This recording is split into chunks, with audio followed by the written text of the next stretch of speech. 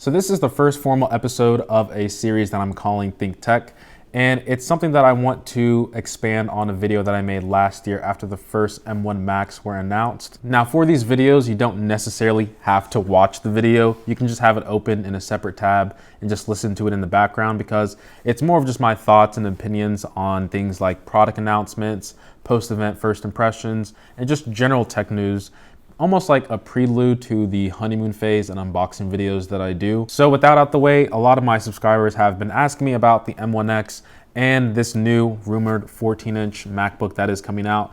And an official article has been posted by Mark Grumman. And I'm on the website right now on Bloomberg.com. So let's just go through the article together. Oh wow, we can actually listen to the article. Apple plans upgraded Mac. Yeah, no, we are not doing that. All right, so let's just get into the meat of this stuff. So a 14-inch model and a 16-inch will come out with the next generation versions of Apple's in-house Mac processors, upgraded with more cores, enhanced graphics. So all this does sound good. The biggest problem that I had with the MacBook Pro is that even with the fan, compared to the Air, it just really didn't seem like a professional grade laptop with the M1 Mac or the M1 processor being so good. So these devices will mark Apple's first high-end laptops to move away from Intel's components. The company upgraded its base 13-inch. Yes, we know that. Beyond the more powerful chips, Apple is planning to step up the displays in its new MacBook Pros with brighter, higher contrast panels, the person said. The new Macs will look similar to current versions, albeit with minor design changes. So what I'm thinking of for this 14-inch model in particular, it's going to be kind of like how the MacBook Pro 15-inch went to the 16, where they're going to push the bezels out a little bit more, give us a higher resolution on the screen. But in tandem, why am I trying to use big words? Also, in addition to that, we are going to get higher contrast panels and a brighter screen. So that's going to be good for, professionals who need that higher nits for working with potential HDR workflows, and also just color accuracy as well. So moving on, a major change to the new computers will be how they charge. Over the last 5 years, relied on USB-C ports, and essentially this paragraph is saying that they're bringing back MagSafe for the MacBooks. Now, I don't see any cons to this. It's really only pros. We're going to see what it's like. It does say that the return of MagSafe with the new MacBook Pros will also allow these ports to charge at a faster rate. I do think this is good. Like I said, I don't think there's any cons to having MagSafe, but with USB-C being so readily available now, and I assume they're going to keep the Thunderbolt ports, I'm probably still just going to be charging with USB-C. But it is nice that we have that, convenience factor where if you do want to place your laptop down on a certain area, that you want to have it plugged in through MagSafe. So, if something were to happen, your laptop wouldn't go flying with it. Says, despite moving away from USB-C for charging, Apple will still include USB-C ports. So that's good. In development to its next Mac laptops, Apple has tested versions to remove the touch bar from its laptop keyboards.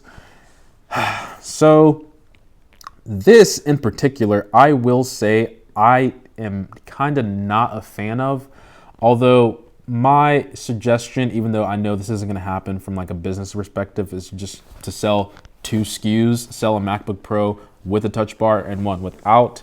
And then, maybe you can see what your consumers like. Maybe it's 50-50. But personally, I know there's a strong hatred for the touch bar, and, there's other people who love it. I'm, pretty much smack dab in the middle. I don't really care for the touch bar. It is nice.